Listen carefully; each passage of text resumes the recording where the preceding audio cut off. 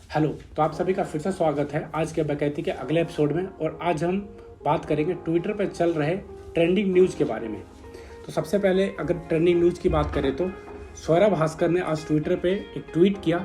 Tweet में उन्होंने बताया कि हम वोट करते ही क्यों हैं, इलेक्शन कमीशन को अपने नाम की जगह पे बम्पर सेल लगा देना चाहिए। ये ट्वीट उन्होंने महाराष्ट्र सरकार के ऊपर तंज कसते हुए कहा। उन्होंने कहा कि जिस तरह से बहुत सारे विधायक महाराष्ट्र से असम चले गए हैं, सरकार से अलग हो गए हैं, इसको लेकर उन्होंने अपना ये बयान दिया कि हमें सरकार को चुनते समय वोट करने की ज़रूरत ही क्या है जब वो बिक जाते हैं। उनका कहने का मतलब ये था।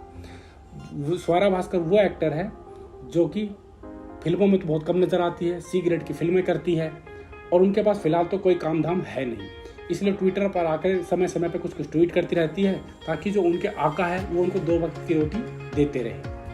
स्वरा भास्कर के इस ट्वीट का जवाब बहुत सारे ट्विटर यूजर ने ही उन्हें दिया और उनको उनकी ज्ञान की जगह दिखा दिया जो कि एक डस्टबिन है।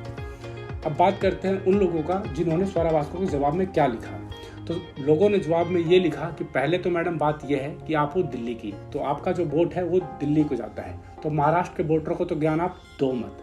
और दूसरी बात यह है कि महाराष्ट्र के वोटरों ने जब वोट दिया था तो उस समय बीजेपी और शिवसेना को वोट दिया था सरकार में आने के लिए, लेकिन शिवसेना के जो मुख्य व्यक्ति हैं जिनका नाम उद्धव ठाकरे है, उन्होंने अपनी कुर्सी के लिए बीजेपी से नाता तोड़ दिया और कांग्रेस और एनसीपी से नाता जोड़ लिया।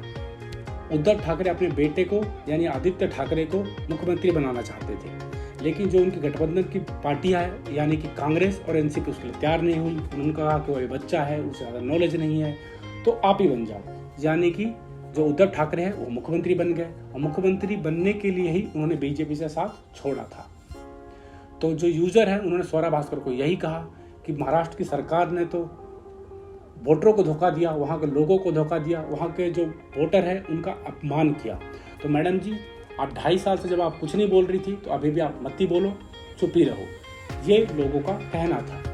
अब महाराष्ट्र सरकार की बात करें तो महाराष्ट्र सरकार के अंदर में जो शिंदे ठाकरे हैं वो 44 विधायक को लेकर के आसाम चले गए हैं। शिवसेना में टोटल 56 ही विधायक थे। तो अब जो मुख्य शिवसेना के प्रमुख व्यक्ति है यानी कि उद्धव ठाकरे, उनके पास ही 12-13 विधायक ही रह गए हैं, जो कि अब पार्टी पे भी क्लेम नहीं कर सकते कि पार्टी अब उनकी है, क्योंकि विधायक की जो बहुमत है वो तो शिंदे ठाकरे के पास है, 44 विधायक। तो अब तो शिवसेना पार्टी पे भी क्लेम वही कर सकते हैं कि शिवसेना हमारी पार्टी है, मतलब कि शिंदे ठाकरे की, ना कि उद्धव ठाकरे की।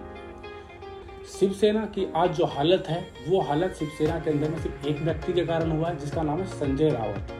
संजय रावत वो व्यक्ति है जिसने आज अपने उल्टे पुल्टे बयान को दे देकर शिवसेना की यह हालत कर दी। कहते हैं जब आपका सलाहकार अच्छा ना हो तो आप कभी अच्छे काम कर ही नहीं सकते, आपका हर डिसीजन खराब होगा, क्योंकि आप सलाह ही उससे ले रहे हो जिसके पास खुद एक्सपीरियंस नहीं है, जिसको खुद को नॉलेज नहीं है। तो अपने सलाहकार को अच्छे से चुने और सही सलाहकार चुने।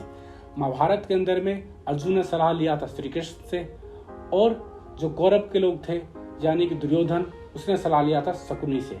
अब आप नतीजा देख सकते हैं कि दोनों की स्थिति क्या थी और कौन जीता था। तो सलाहकार का भूमिका आपके लाइफ में बहुत ही ज़्यादा महत्वपूर्ण होता है, तो अपने सलाहकार को अच्छे से चुनें। तो महाराष्ट्र सरकार के जो सलाहकार हैं संजय रावत, उन्होंने अपने उल्टे पुल्टे बयान से पूरी सरकार को ख़त्म कर दिया। संजय रावत का एक बयान पहले का है, उन्होंने ये बताया था कि मुर्गी जो होती है अगर उसको शाकाहारी खाना खिलाया जाए यानी दाने चावल ये सब के दाने दिए जाए तो जो अंडा देगी वो भी शाकाहारी होगा। ये उन्होंने अपने ज्ञान की चरम सीमा पर पहुंच के इस निष्कर्षण को निकाला था। इसकी गारंटी मैं तो नहीं दे सकता कि भाई अंडा भी शाकाहारी होता है, पर शायद वो दे सकते हैं, तो उनके हिसाब से अंडा भी शाकाहारी हो जाएगा। कमाल की बात है। उन्हें नोटी नेता होने का भी टैग मिला है। उन्होंने कुछ टाइम पहले कंगना रावत जो कि एक एक्ट्रेस है बॉलीवुड की, उनको बोला था कि भाई आप एक नोटी एक्ट्रेस हो। तब से लोग संजय रावत को ही नोटी कहने लग गए। आज ट्विटर पे कंगना रावत का एक और वीडियो वायरल हो रहा है जिसमें उन्होंने 2020 में जब उद्धव सरकार उनके घर को तोड़ रही थी तो उस समय कंगना रावत ने एक बयान दिया था। उन्होंने अपने बयान में कहा था कि उद्धव ठाकरे, आज मेरा घर टूट रहा है पर एक दिन जरूर आएगा जब तेरा घमंड टूटेगा। आज उनका ये वीडियो वायरल हो रहा है और उनका बात कहा भी एकदम 100% सत्य हुआ। कहते हैं वक्त का पहिया बहुत ही ज़्यादा मजबूत होता है। आज वक्त हो सकता है किसी और के साथ हो, कल किसी और के साथ हो। इसीलिए जब आप वक्त आपके साथ हो तो कभी किसी का बुरा नहीं करना चाहिए। कल को क्या पता वक्त बदल जाए। इसी तरीके से आज उनका जो बयान है वो बिल्कुल सत्य साबित होता है और लोग उनके इस बयान को आज के डेट में वायरल कर रहे हैं। तो ट्विटर पे आज ये भी ट्रेंडिंग में है। आपको हमारा ये एपिसोड कैसा लगा हमें नीचे कमेंट में ज़रूर बताएं। हमारा ये वीडियो आपको अच्छा लगा हो तो प्लीज़ लाइक करें, हमारे चैनल को सब्सक्राइब करें। हम अपने चैनल पे ट्रेंडिंग न्यूज़ लेके आएंगे आपके लिए और कई तरह के टेक्नोलॉजी, इंफ्रास्ट्रक्चर, इस तरह से रिलेटेड भी काफ़ी सारे सीरीज लेके आ रहे हैं। Thank you.